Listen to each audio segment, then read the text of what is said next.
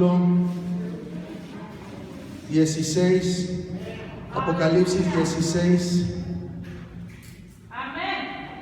Vamos a leer todo el capítulo, aunque casi ya lo terminamos de ver, pero vamos a leer en esta hora para que recordemos lo que ya vimos hace 8 días. Dice así la palabra del Señor. Voy a leer el primero, usted lee el segundo y nos unimos al final del capítulo.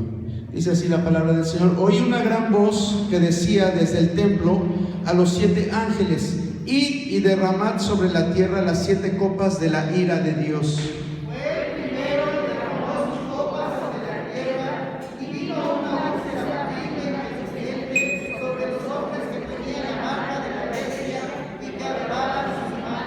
El segundo ángel derramó su copa sobre el mar, y este se convirtió en sangre, como de muerto, y murió todo ser vivo que había en el mar. El tercer ángel derramó su copa sobre los ríos y sobre las fuentes de las aguas, y se convirtieron en sangre. Y oí al ángel de las aguas que decía: justo eres tú, oh Señor, el que eres y que eras, el santo, porque has juzgado estas cosas.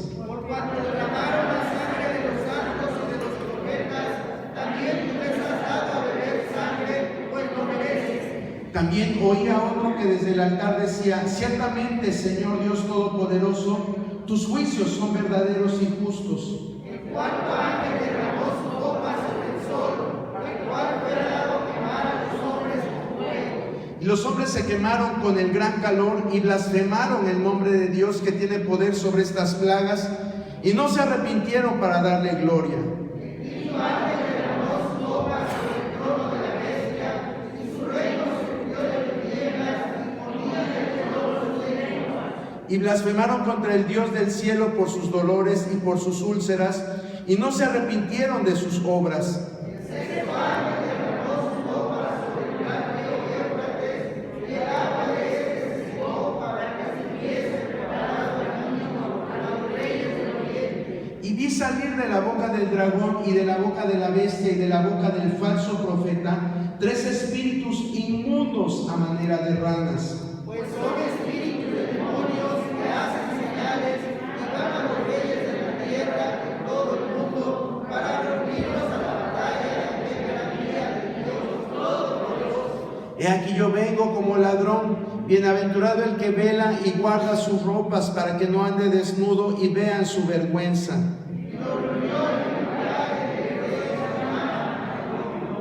El séptimo ángel derramó su copa por el aire y salió una gran voz del templo del cielo del trono diciendo: hecho está. Entonces hubo relámpagos y voces y truenos y un gran temblor de tierra, un terremoto tan grande cual no hubo jamás desde los hombres restaurados sobre la tierra. Y la gran ciudad fue dividida en 3 partes, y las ciudades de las naciones cayeron, y la gran Babilonia vino en memoria delante de Dios para darle el cáliz del vino del ardor de su ira. Y cayó del cielo todos un enorme granizo como del peso de un talento, y los hombres blasfemaron contra Dios por la plaga del granizo, porque su plaga fue sobremanera grande. ¿Puede sentarse, hermano? Bueno, pues hace 8 días empezamos este capítulo, como le digo, y hoy vamos a continuar. Nos faltaban 2 juicios, los últimos 2 juicios, es decir, la sexta y la séptima copa. ¿Alguien me puede recordar los juicios que vimos, los primeros 5 juicios? ¿Alguien que se acuerde de las copas? A ver, el primero, ¿en qué consistía?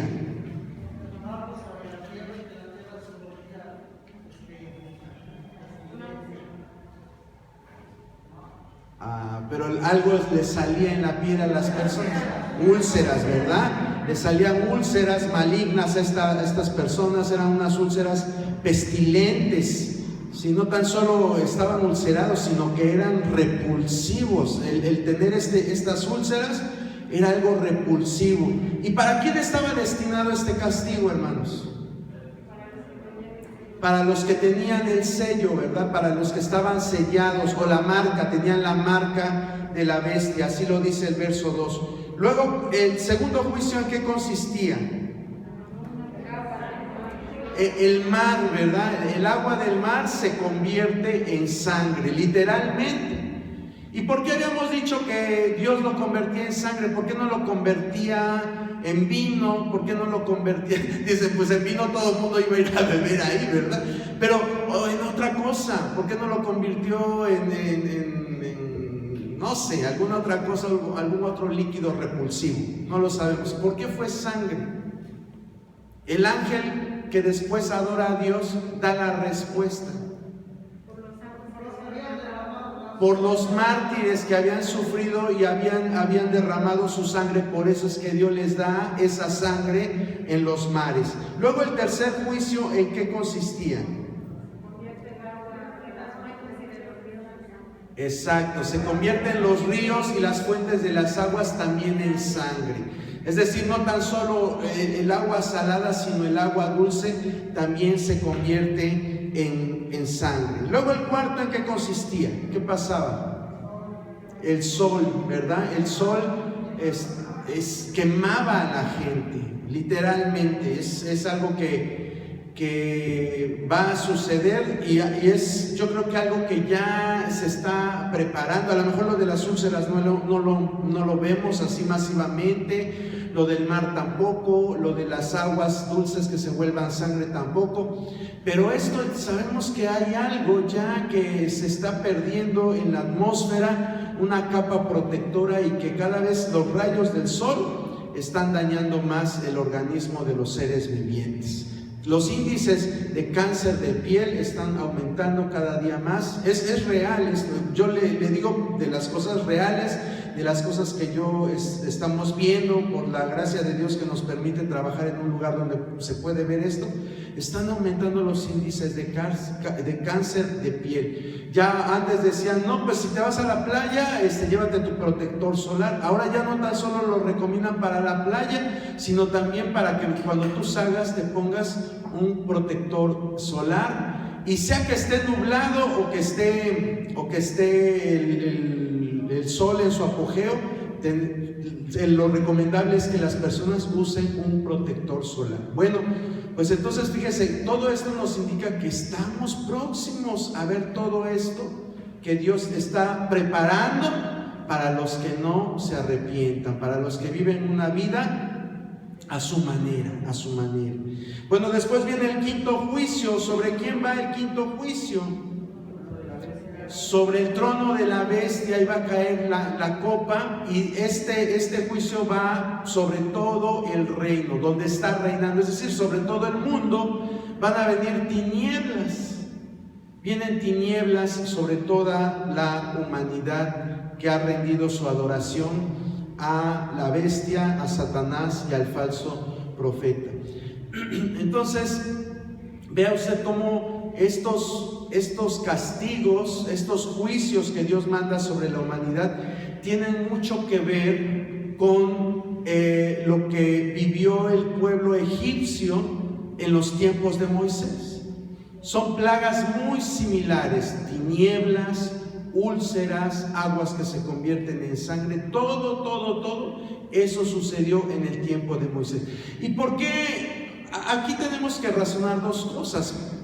La primera es que Dios nos está diciendo que no debemos de especular. Ya se los había dicho hace 8 días, pero vuelvo a decírselo para que no se nos esfume el pensamiento central que tenemos al estudiar este libro, que es de tomar las cosas como están escritas. No podemos pensar que está hablando el apóstol Juan en sentido metafórico, es decir, que está él diciendo cosas que son simbólicas y que el agua convertida en sangre puede significar otra cosa, o que las úlceras signifiquen otra cosa, o que el sol que quema a las personas es otra cosa. No, así como está escrito, así lo debemos de recibir. ¿Por qué? Porque ya sucedió en Egipto hace muchos siglos y Dios lo puede volver a hacer.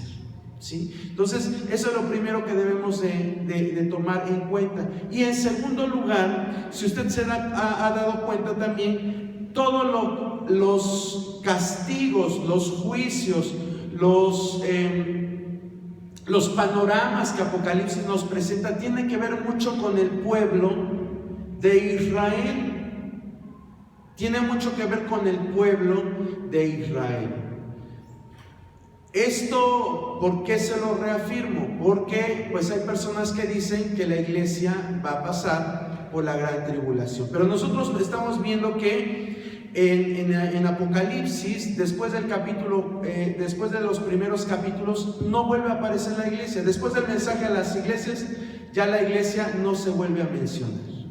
No se vuelve a mencionar en ninguna porción de Apocalipsis la iglesia hasta los últimos capítulos, cuando Cristo viene y son las bodas del Cordero. Hasta eso vuelve a aparecer la iglesia, pero antes no. Y viendo el panorama, vemos que todo lo que está sucediendo, los juicios son muy parecidos a lo que ocurría con el pueblo de Israel. ¿Esto por qué? Porque durante estos 7 años de gran tribulación, ¿con quiénes Dios va a tratar? Con el pueblo de Israel. Con el pueblo de Israel Dios va a volver a tratar. Dice Pablo en Romanos capítulo 11, dice, no es que yo me haya olvidado de ellos, sino que yo inserté una rama en el olivo. El olivo es el pueblo de Israel, las ramas es la iglesia. Pero Dios no se ha olvidado del olivo y va a hacer que los judíos vuelvan otra vez su corazón hacia Dios, hacia los pactos. Acuérdense que Dios tiene que cumplir sus pactos incondicionales, porque hay pactos condicionales que Dios hace con el ser humano, pero también hay pactos incondicionales. Y los pactos incondicionales dependen completamente de Él. ¿Sí? Es decir, Dios no le dice al hombre, a ver, ¿qué te parece si hacemos este pacto? Sino que los pactos incondicionales son promesas que nacen de Dios para el ser humano. Por ejemplo, el pacto que Dios hizo con Abraham. Abraham no le dijo a Dios, oye, dame una descendencia que sea tan inmensa como la arena del mar o como las estrellas del cielo, y que en mí sean benditas todas las familias de la tierra. Abraham no le pidió eso a Dios, sino que Dios hizo un pacto con él. De Dios nació hacer este pacto. Esos son los pactos incondicionales, que aunque no quieran, en este caso, aunque no hubiera querido Abraham, Dios lo iba a cumplir. Hay un pacto palestino en el cual Dios le promete un pedazo de tierra geográficamente al pueblo de Israel, y Dios lo tiene que cumplir. Dios tiene que hacer que esa nación viva en esa área geográfica que Él estableció y que puso sus límites. Durante toda la historia, el pueblo de Israel ha estado en esa región geográfica, pero no ha ocupado la totalidad del territorio. Cuando Dios cumple ese pacto, en su segunda venida, la nación de Israel va a ocupar todo ese territorio. También hizo un pacto con David, y él dijo, es un pacto sempiterno, es decir, que no lo vas a poder, aunque tú me falles, yo voy a cumplir ese pacto. Y es que nunca faltaría rey de la casa de David. Y eso también usted va a decir, pero pues ya ahorita no hay reyes. Todos los reyes, dice la Biblia, la mayoría hicieron lo malo delante de Dios. Así leemos el libro de Crónicas, los libros de Reyes, y la mayoría hizo lo malo delante de Dios. Y diríamos, pues ese pacto ya no tiene vigencia.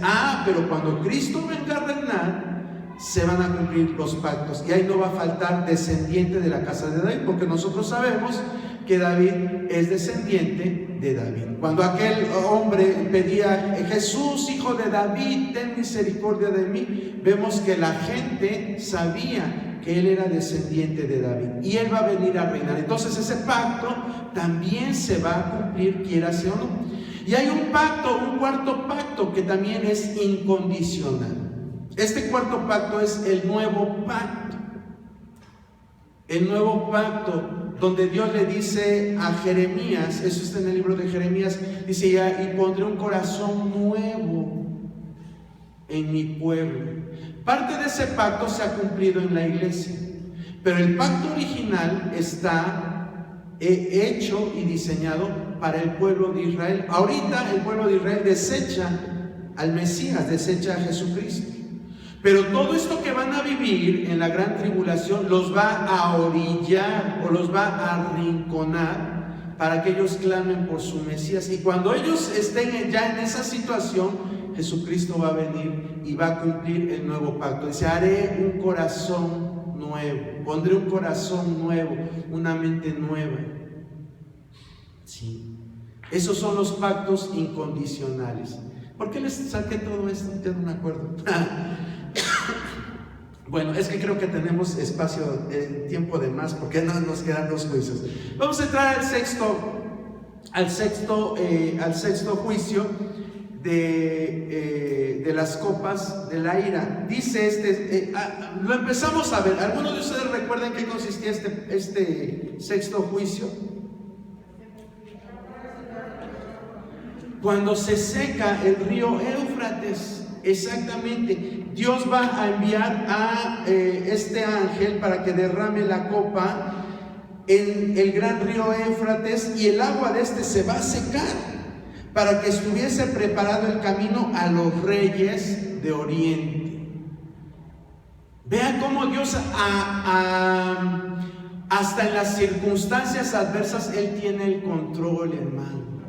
Hasta en las circunstancias adversas Dios tiene control, no se escapa nada. Algo que nos ha enseñado Apocalipsis es eso, de que Dios está bajo control y nada sucede sin que Él lo determine. Entonces este río se seca para que los ejércitos de Oriente cruzasen este río, dice, para que estuviese preparado el camino a los reyes del Oriente. ¿Y cómo van a llegar los reyes del Oriente? ¿Qué los va a hacer confluir? Aquí nosotros, claramente la Biblia nos está diciendo en el verso 13 que va a haber una tremenda actividad demoníaca, hermano. Una actividad demoníaca que va a hacer lo que Juan estaba viendo. Dice que él veía que 3 espíritus como de ranas. ¿Por qué de ranas? ¿Qué eran las ranas? Acuérdense que también hubo una plaga de ranas. Pero las plagas eran algo completamente despreciable, algo inmundo. Cuando Dios le dice a Moisés, le da la ley levítica, Él le dice que todo animal acuático que no tuviera escamas, todo animal acuático que no tuviera escamas era un animal inmundo. Todo animal que no tuviera escamas acuático sería inmundo. Las ranas no tienen escamas, es decir que entonces la ley judía consideraba a las ranas como algo inmundo. Y si a esto le aunamos que cuando fueron las plagas de Egipto, ahí salieron ranas, es decir, la rana representa algo repulsivo. Por eso Dios le da a Juan esta visión, haciéndole ver que toda esa maquinación de juntar las naciones para llevarlos al valle de Armagedón era un plan completamente demoníaco, algo completamente maligno.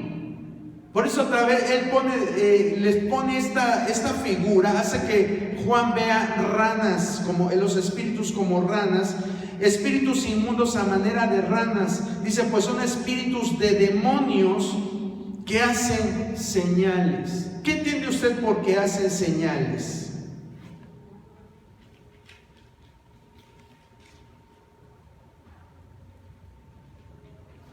Para usted, ¿qué es una señal? ¿Usted cuando ha orado le ha dicho a Dios, Dios mío, dame una señal? ¿Y qué espera usted? Que suceda algo extraordinario quizás, para que usted se dé cuenta que lo que está usted pidiéndole, en este caso a Dios, pues sucede. Los judíos se guiaban mucho por señales. ¿Sí?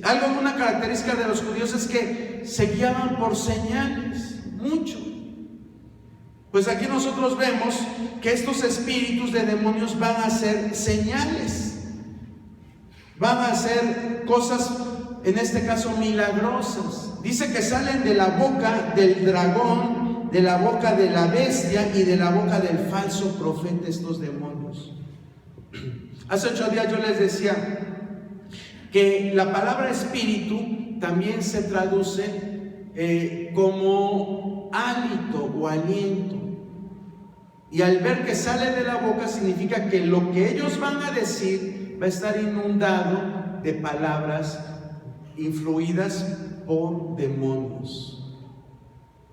Creo que en esto nos habíamos quedado hace 8 días. Debemos de guardar nuestra boca. Debemos de poner siempre nuestra boca en las manos de Dios, aunque parezca chiste, hermano. Debemos de poner nuestra boca en las manos de Dios.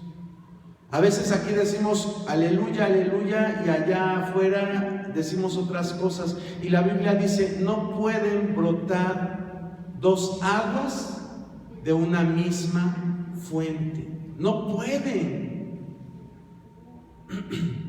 Pero cuando en alguien que llamándose cristiano aquí dice aleluya, aleluya, y allá afuera hace otras cosas, dice picardías, dice groserías, chistes de doble sentido, mentiras, calumnias, todas estas cosas que sabemos que Santiago las describe, que es como un pequeño fuego, pero que puede quemar todo un bosque, incendiar todo un bosque. Así es la lengua.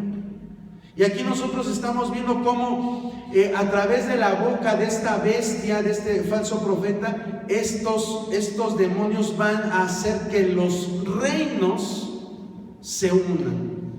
Le van a hablar a los reyes, a los gobernadores de Inglaterra, a los gobernadores de China, de Japón, de India, de Brasil, de todas las naciones. Y van a tener un poder tremendo de convencimiento para que se unan. Y esas palabras o esos señales van a hacer cosas portentosas. Los demonios pueden hacer cosas grandes, hermano, imitar el poder de Dios. Fíjense que la Biblia nos muestra aquí acerca de los demonios. Los demonios, no crea usted que surgieron de la nada. La Biblia es muy hermética en cuanto a mostrar el origen de los demonios. Es muy hermética. Se empiezan a mencionar, pero no hay un origen. Sin embargo, hermano, tampoco es para que nosotros creamos las especulaciones que se dicen en redes sociales, o porque un gran predicador lo dijo, y creamos todo eso. Debemos de tener cuidado. Lo que no dice la Biblia, mejor ni inventar. Mejor tener cautela y decir, pues eso no lo dice la Biblia. No decir yo no lo sé, sino eso no lo dice la Biblia. O el origen de los demonios lo dice la Biblia, no lo dice. Pero lo que sí sabemos es que la Biblia, cuando leíamos el capítulo 12 de Apocalipsis, dice que el dragón arrastró una tercera parte de las estrellas que estaban en el cielo. El decir las estrellas se refiere a los ángeles. Arrastró a la tercera parte de las estrellas que estaban en el cielo. Y esos ángeles, nosotros sabemos que tienen diferentes grados o rangos. Acuérdense que la Biblia menciona serafines, querubines, ángeles, arcángeles. Es decir, tienen diferentes ocupaciones todos estos seres celestiales. No es que todos sean iguales, como un clon, ¿sí? Cada uno tiene funciones específicas. Y cuando nosotros vemos en la Biblia que Efesios menciona que también el reino de Satanás está compuesto por diferentes rangos, dice que están los gobernadores de las tinieblas, están los principados, las potestades, los tronos, ¿sí? Entonces nosotros vemos que hay diferentes grados de seres angelicales, y muy probablemente dentro de esos grados están los demonios. ¿A dónde voy con esto? A que son seres que fueron desechados también del cielo. No anden creyendo que son el espíritu de los gigantes, como por ahí andan diciendo, que porque los hijos de Dios son los ángeles y las hijas de los hombres, que dicen en Génesis 6, se juntaron y que de ahí salieron los grandes gigantes, y que cuando se murieron los grandes gigantes, pues el alma de esos gigantes eran los demonios. Esa es una teoría. La otra teoría es de que antes de Adán hubo seres humanos, ¿verdad? Y que cuando esos seres humanos murieron, pues de ahí vinieron los demonios. Eso es completamente falso. Y se apoyan en decir, es que en el libro de Enoc viene esa descripción de los demonios. Pero déjame decirle que el libro de Enoc no está registrado en la Biblia como un libro canónico. No está dentro de la Biblia porque hubo algo que no se sincronizó, no tenía armonía con los demás libros de la Biblia. Y le van a decir, es que en el Nuevo Testamento se menciona el libro de Enoc, en el libro de Judas me parece se menciona el libro de Enoc, pero no sabemos si el libro de Enoc, que actualmente la gente está leyendo, sea realmente el libro de Enoc, de aquel patriarca del Antiguo Testamento. No lo sabemos, ¿sí? Entonces no podemos decir que ese evangelio, que porque ese libro de Enoc dice que el origen de los demonios proviene de alguna de estas dos teorías que le digo, sea algo cierto. La Biblia, vuelvo a repetir, no nos dice nada de eso. Entonces vamos a tomar a que esos demonios son ángeles caídos o seres celestiales caídos. No vamos a decir qué tipo de seres celestiales, pero son seres celestiales caídos, ¿sí? Incorpóreos, no tienen cuerpo, pueden influir en la mente de las personas, pueden endemoniarlas. Cuando hablábamos de Judas, yo les daba un pasaje, bueno, no cuando hablábamos de Judas, sino para demostrar lo que les estoy diciendo. La Biblia muy claramente dice que Satanás entró en Judas. Así lo dice literalmente la Biblia. No recuerdo la cita, pero sí lo vimos hace unos jueves. Entonces vemos como si un ángel puede entrar en el cuerpo de una persona, ¿sí? Entonces, pero estoy diciendo que los demonios son seres celestiales caídos, ¿sí? Eso es a lo que voy, ¿sí? Y les digo que hay rangos, o sea, hay tronos, principados, potestades en el reino celestial. Entonces nosotros podemos creer que quizás estos demonios son seres celestiales, por no decir ángeles, seres celestiales con un rango menor, ¿sí? Pero no podemos especular que nacieron de los gigantes o que son las almas de los gigantes o de una descendencia preadámica, porque eso no lo dice la Biblia. Eso no lo dice la Biblia. Que lo dijo un hombre que estudia mucho la Biblia y que es muy popular y es muy famoso, qué bueno. Qué bueno, pero apeguémonos a lo que es la palabra de Dios. Bueno, entonces ¿por qué le estoy diciendo? Porque estos espíritus inmundos a manera de ranas van a influir en todos los gobiernos para que se unan. Dice el versículo 16, dice, y los reunió en el lugar que en hebreo se llama Armagedón. ¿Sí? Ahí se van a confluir estos ejércitos de todo el mundo. De todo el mundo van a llegar. El valle de Armagedón, déjeme decirle que tiene un tamaño de 21 kilómetros por 28. Es un valle que abarca 21 kilómetros por 28. Y si nosotros creemos que ahí van a caber todos los ejércitos, no caben todos. ¿Por qué? Porque en el capítulo 14 dice que la sangre de estos ejércitos, cuando Dios venga a juzgarlos, iba a estar a 200 kilómetros. Vamos a esperar a que contesten su teléfono. La cita de Judas es el 22:3 de Lucas. ¿Lo puede leer, hermano, por favor?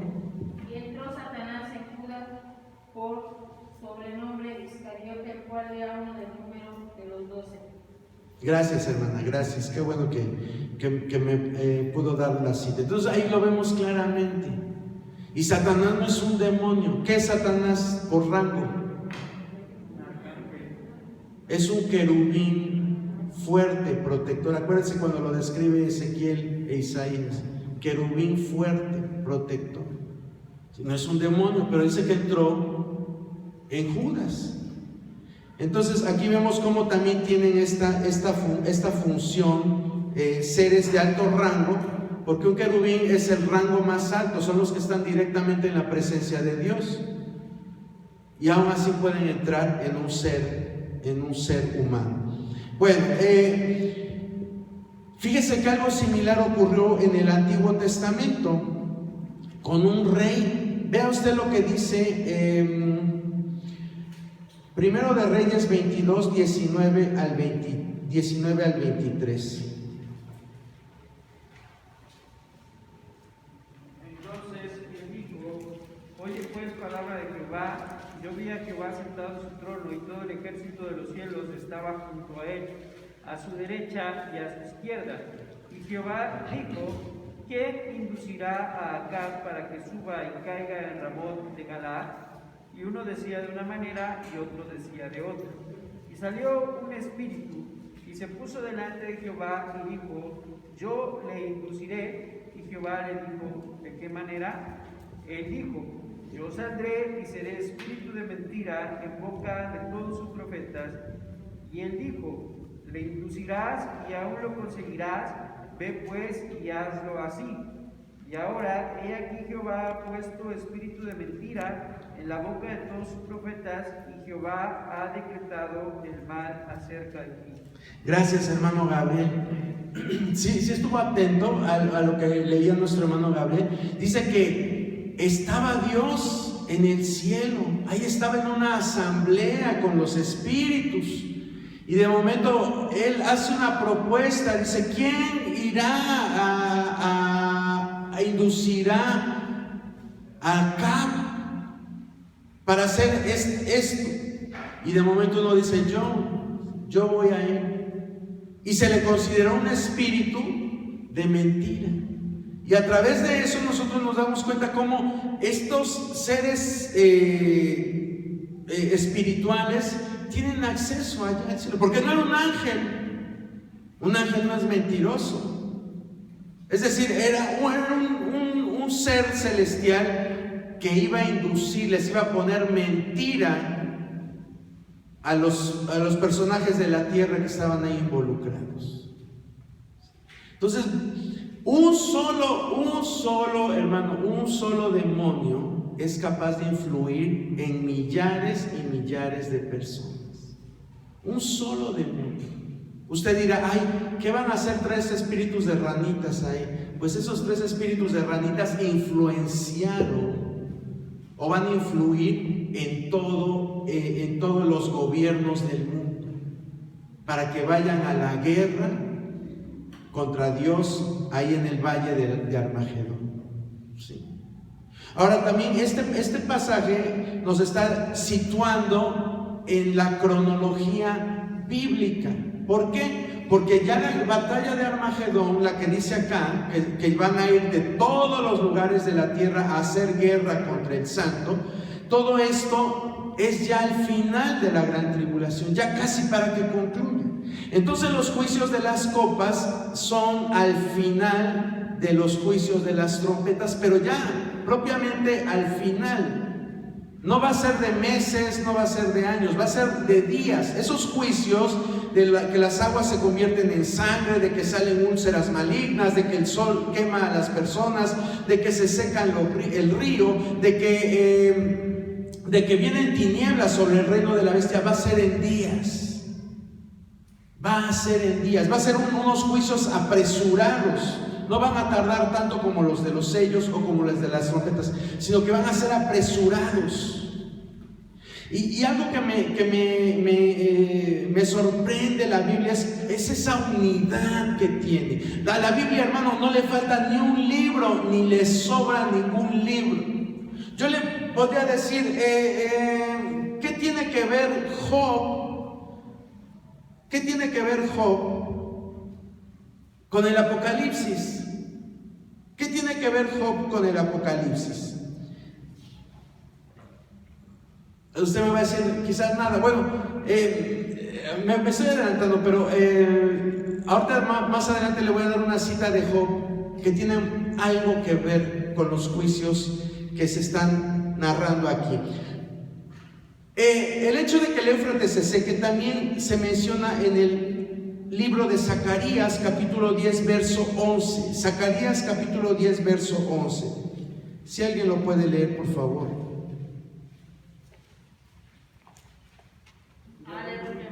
La tribulación pasará por el mar y herirá en el mar las ondas, y se secarán todas las profundidades del río, y la soberbia de Asiria será derribada, y se perderá el centro de Egipto. Gracias, hermano Gabriel. Aquí nosotros vemos cómo la palabra de Dios dice que se va a secar. No dice el río Éufrates, pero tiene mucha relación la ubicación geográfica de lo que está diciendo ahí con lo que va a suceder en el Apocalipsis. Y de hecho lo que Zacarías estaba profetizando nunca se cumplió. En su tiempo nunca se cumplió. Quiere decir que todavía está vigente esa profecía, la cual se va a cumplir en los tiempos de la gran tribulación. Se va a secar ese río Éufrates. Entonces, vea usted todo esto, hermano. El valle de Armagedón ha sido un valle de sufrimiento para Israel, pero también ha sido un valle de victorias. Allí Barak triunfó sobre el rey Regesor.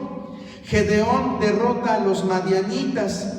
Ocosías muere a manos de Jehú, y el rey Necao de Egipto mata a Josías. Todos esos sucesos y algunos otros más sucedieron en el valle de Armagedón, o valle de Megiddo también se le conoce. Bueno, dentro del juicio de esta sexta copa hay unas palabras que como que digamos desentonan dentro de lo que se está diciendo. Y esas palabras están en el verso 15. Dice: he aquí yo vengo como ladrón, bienaventurado el que vela y guarda sus ropas, para que no ande desnudo y vean sus vergüenzas. He aquí yo vengo como ladrón, bienaventurado el que vela y guarda sus ropas, para que no ande desnudo y vean sus vergüenzas. Fíjese cómo este pasaje, ¿a qué otro pasaje usted recuerda de los que hemos visto aquí en este estudio de Apocalipsis? ¿Le recuerda? ¿A qué iglesia? Sí, hermana Clara, ¿a qué iglesia? A la última iglesia. Ya le di una pista. A la Odisea, exactamente, hermano Gabriel. Vean lo que dice Apocalipsis 3:18.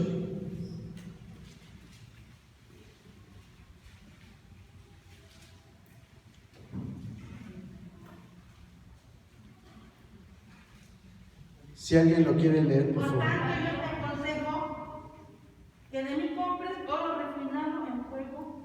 que seas rico y vestiduras blancas para vestirte, y que no se descubra la vergüenza de tu desnudez. Unge tus ojos con colirio para que veas. Gracias, hermana Rosita. Este mensaje a la iglesia de Laodicea, acuérdense que cuando lo estábamos viendo era un mensaje muy fuerte. ¿Por qué? Porque la iglesia era una iglesia despreocupada, una iglesia que creía que lo que ellos hacían estaba bien. De hecho, Laodicea significa, ¿sabe usted lo que significa Laodicea? Laodicea significa gobierno humano. Laodicea significa gobierno humano. Era una iglesia donde la autoridad de Dios se había hecho a un lado, y los que gobernaban eran los miembros de la iglesia, eran los que gobernaban. Dios dentro de su pueblo ha establecido un gobierno teocrático. ¿Qué quiere decir un gobierno teocrático? Un gobierno que va a ser dirigido por Dios, no por la gente. Cuando en una iglesia empieza a decir, a ver, ¿qué opina la iglesia si celebramos la Navidad? A ver, ¿qué opina la iglesia si ahora empezamos a celebrar también Halloween? ¿Qué opina la iglesia si ahora en lugar de como dicen allá afuera, la Candelaria, pues solamente nos reunimos y comemos tamalitos y champurrado? ¿Qué dice la iglesia? Y ese tipo de cosas, que no es otra cosa sino ganarte la popularidad con la gente, tener a la iglesia contenta, eso no es de Dios. Eso no es un gobierno teocrático, eso no es lo que Dios planea para la iglesia. Para el gobierno de la iglesia está su palabra. ¿Sí? Aún el que se para aquí para dar una enseñanza tiene que estar fundamentado en la palabra de Dios. Si de aquí dice la palabra que si un ángel u otra persona viene con un mensaje diferente, esa persona sea anatema. ¿Sí? Lo que nos rige es la palabra de Dios. Cuando un líder en la iglesia empieza a decir, ay, ¿y qué les parece si esto? ¿Y qué les parece? Estamos cayendo en un gobierno humano.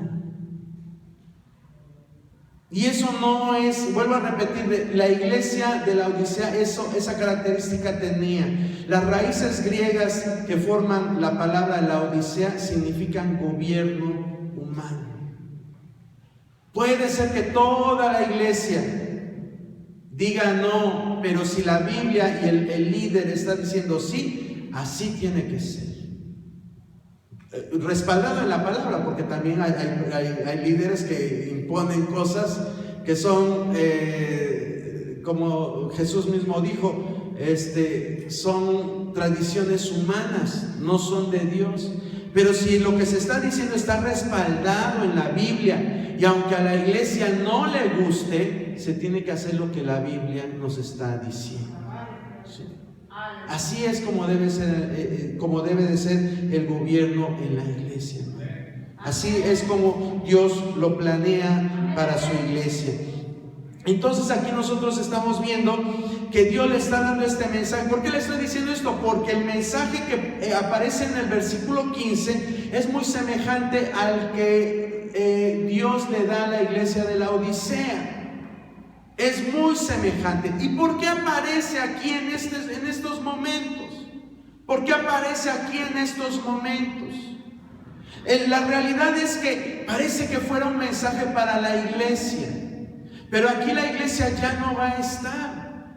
Entonces, ¿para quién va a ser? ¿Para quién es este mensaje? Para los que queden. Recuerden que ya los que queden, aunque quizás no van a sufrir los juicios de parte de Dios, pero van a ver todo el espanto que está a su alrededor. Los que se conviertan en la gran tribulación van a ver que quizás el primo, la prima, la tía, el hermano están saliendo llagas, se está pudriendo, literalmente está con olor pestilente. Van a ver que esas personas las está quemando el sol, y aunque a él no le afecte los juicios de Dios, pero va a tener que estar contemplando todo eso. y puede hacer que su fe se debilite. Por eso es que ya en los últimos momentos de estos juicios, Él le dice a ese remanente que va a aceptar a Cristo, que va a ser de toda lengua, tribu y nación, porque también lo vimos así ya en versículos pasados, les está diciendo: he aquí yo vengo como ladrón, bienaventurado el que vela y guarda sus ropas para que no ande desnudo y vea sus vergüenzas. Dios quería que este remanente se vistan, no dejen su fe, no abandonen su fe, sino que sigan firmes. Y es lo que también Dios quiere en la iglesia, hermano, que seamos firmes, que sigamos firmes en el camino de Dios, que no claudiquemos. ¿Cuántas personas hemos pasado por diferentes cosas en estos tiempos y nuestra fe se debilita? ¿Cuántas iglesias, como ya se ha dicho, han cerrado sus puertas después de que se reabrieron por este problema de salud y ya nadie regresó? Gloria a Dios que esta iglesia sigue en pie, que hay fieles, pero hay lugares que tenían sus miembros aparentemente bien firmes. Sucede esto de la pandemia y se esfumaron, ya no regresaron. Se acabaron esas congregaciones. Y entonces, ¿dónde estaba la fe? Dios nos dice: manténganse en vela, guarden sus ropas para que no anden desnudos y vean sus vergüenzas. Es decir, manténganse en santidad, mantengan su fe, mantengan su lámpara encendida, pongan en práctica sus dones, sigan los mandamientos de Dios, evangelicen, traigan a la gente de las tinieblas a su luz admirable, sigan haciendo las obras que les encargué. Eso es lo que Dios quiere que nosotros sigamos haciendo y lo que Dios le pide a esta gente. Sí. Ya en los momentos finales Dios les da esta recomendación. Dice: bienaventurado el que vela y guarda sus ropas para que no ande desnudo y vean su vergüenza.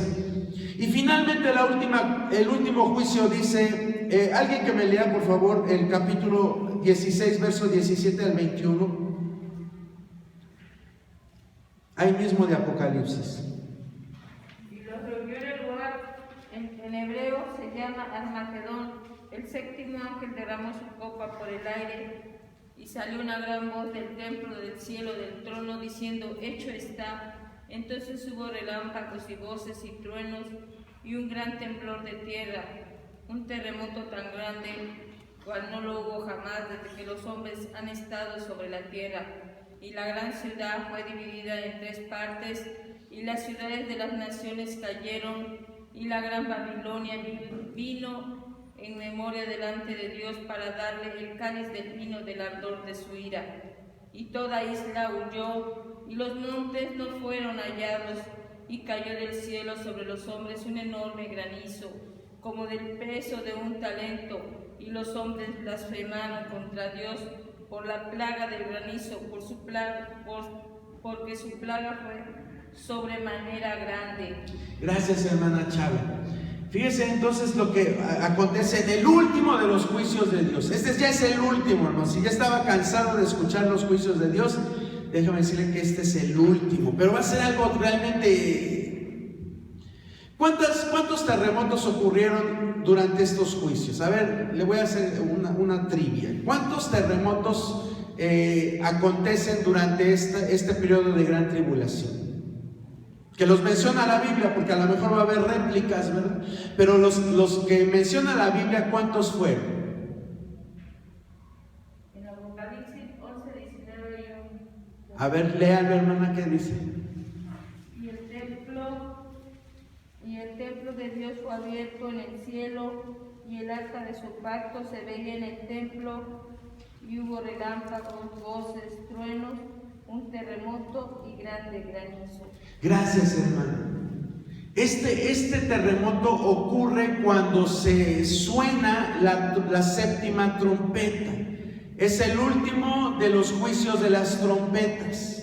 Dice: vi el cielo, y de momento empieza a narrar eventos cósmicos que van a suceder, pero también va a haber un terremoto. Pero antes de este hay otros terremotos. Vuelvo a repetir, este que leyó la hermana Chávez es de la séptima trompeta. A ver, ¿qué otro terremoto usted recuerda? 12:13 dice: en aquella hora hubo un gran terremoto y la 10ª parte de la ciudad se derrumbó, y por el terremoto murieron un número de 7,000 hombres, y los demás se atemorizaron y dieron gloria al Dios del cielo. Gracias, hermano. ¿En qué momento ocurre ese terremoto? Cuando resucitan los 2 testigos. Sí, que también lo vimos. Resucitan los 2 testigos y Dios manda un terremoto tremendo, que incluso va a hacer que los moradores de la tierra que viven en Jerusalén aparentemente se arrepientan, aparentemente, porque dice, y le dieron gloria a Dios. Pero ¿qué sucede después? Cuando estamos viendo lo que sucede en los juicios de las copas, después dice que blasfemaron de Dios. Entonces en realidad no se arrepintieron, sino que por el temor dieron gloria a Dios. Pero luego, al seguir la tribulación, dice que blasfeman el nombre de Dios. A ver, otro terremoto, a ver, hermana. Miré cuando abrió el 6º sello, y aquí hubo un gran terremoto, y el sol se puso negro como tela de silicio, y la luna se volvió toda como sangre. Gracias, hermana. ¿En qué momento sucede este terremoto? Cuando se abre el 6º sello. Cuando se abre el 6º sello. Va a decir, ¿cuál es el 6º sello? Pues son de los primeros juicios, hermano. Los primeros juicios, ¿se acuerdan que son 7 sellos? Pues el 6º viene con un terremoto. Y nos falta solamente uno, a ver si lo encuentran. Ya descubrieron 3 nuestras hermanas, ya nada más nos falta uno y el que se menciona aquí.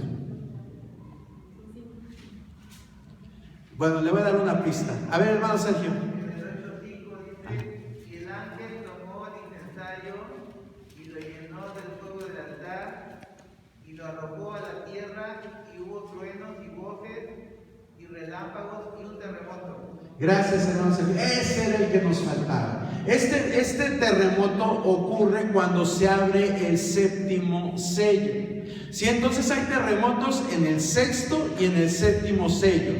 Después, cuando resucitan los 2 testigos y en la 7ª trompeta. Pero el más feo, el que nos dice la palabra, que no había un terremoto tan grande, dice, cual no lo hubo jamás. Yo me lo imagino como de 10 grados.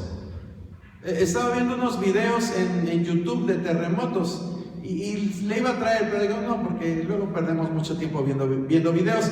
Pero ahí en YouTube ahí viene un simulacro. Nunca ha habido terremotos de 10 grados, pero ahí dice que si hubiera un terremoto de 10 grados sería devastador, se caerían las ciudades, que es prácticamente lo que sucede acá. Dice aquí, y la gran ciudad fue dividida en 3 partes. ¿Cuál es la gran ciudad? Algunos dicen que es Babilonia, pero si usted se da cuenta, Babilonia ya se menciona más abajo. Entonces, la Biblia habla de otra gran ciudad, y esa gran ciudad se refiere a Jerusalén. Entonces, la gran ciudad fue dividida en 3 partes. Y luego dice, estoy leyendo el 19, verso 19, y las ciudades de las naciones cayeron. Y las ciudades de las naciones cayeron. Quiere decir que hace 20 años estábamos espantadísimos porque se vinieron abajo las Torres Gemelas. Pues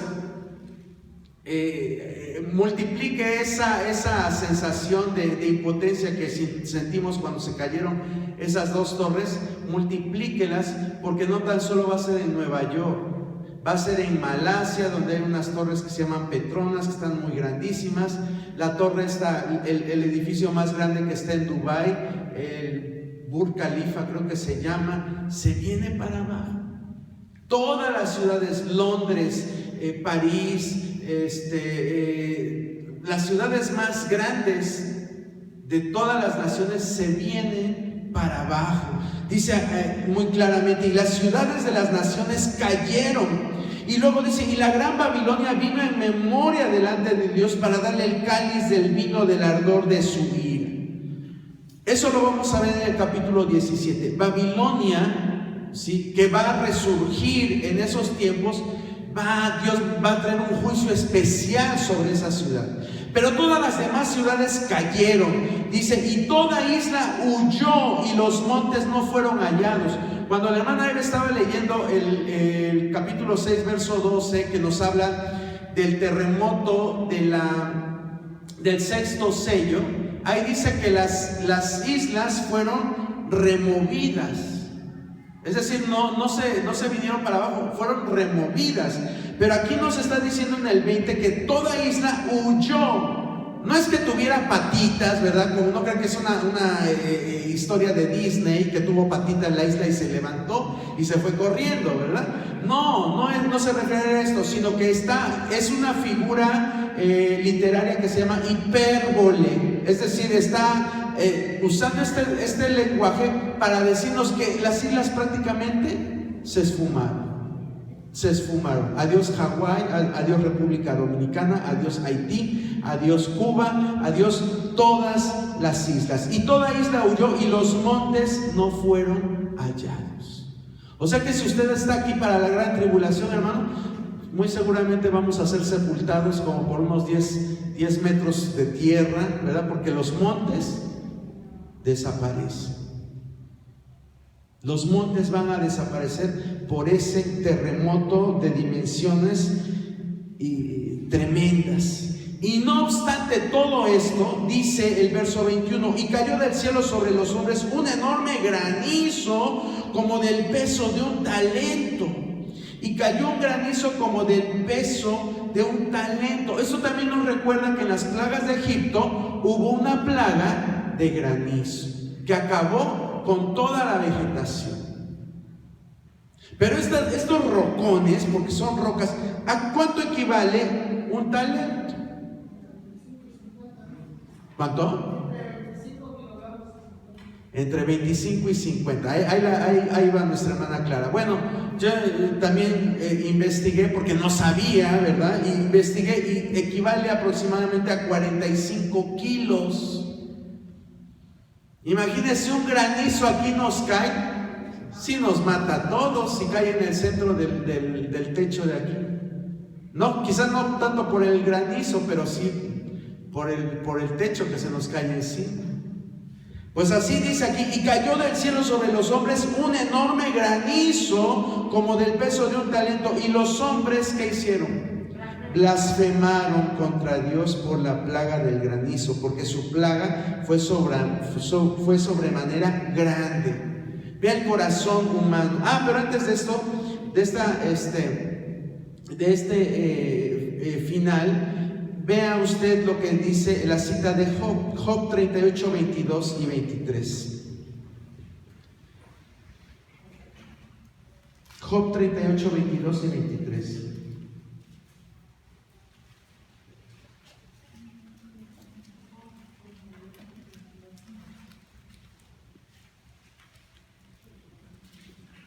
¿Has entrado tú en los tesoros de la nieve? ¿O has visto los tesoros del granizo? Que tengo reservados para el tiempo de angustia, para el día de la guerra y de la batalla. ¿Por qué camino se reparte la luz y se esparce el viento solano sobre la tierra? Hasta ahí, hermano Sergio, gracias. Fíjese, el granizo que tiene preparado para el tiempo de la angustia, para el tiempo de la guerra. Vean cómo, por eso yo le digo, es sorprendente. A mí estudio este libro de Apocalipsis y realmente me sorprende todo lo que dice. Cómo está perfectamente hilvanado con Génesis, Éxodo, Levítico, Número y todos los libros de la Biblia. Realmente es un libro magnífico la Biblia. Bueno, pero al final entonces vamos a cerrar diciendo, los hombres que hicieron, blasfemaron contra Dios por las plagas del granizo, porque su plaga fue sobremanera grande. Fíjense, en lugar de arrepentirse, ¿qué hicieron? Blasfemaron. En lugar de arrepentirse, blasfemaron. Y esa es la condición hoy, hermanos, de mucha humanidad. En lugar de arrepentirse, seguimos en nuestros vicios, en nuestros hábitos, y no nos arrepentimos. Ya no digamos de allá afuera, sino nosotros. Muchas veces vienen situaciones a nuestra vida difíciles, porque Dios quiere tratar en nuestra vida, Dios quiere hacernos cambiar. Pero lejos de cambiar, nos aferramos a estar haciendo lo que siempre y siempre y siempre hacemos. Vea el ejemplo de esta humanidad tan necia, tan ciega espiritualmente. Que Dios nos permita abrir nuestros ojos, que podamos abrir nuestros ojos y contemplar realmente los propósitos de Dios en nuestra vida. Que cuando venga alguna situación difícil, digamos: Dios mío, ¿qué quieres de mi vida? ¿Qué me estás mostrando, Señor? Rindo mi vida a ti, trátame, Señor. Yo reconozco que soy un pedazo de barro, pero tú eres el alfarero. Moldéame, Dios, moldéame. Y Dios lo va a hacer porque Dios nos ama. Eso es lo que Dios busca de nosotros, que seamos sensibles a lo que Él pone en nuestra vida, que seamos sensibles. Póngase de pie en esta hora y vamos a pedirle al Señor que nos haga ver su gloria.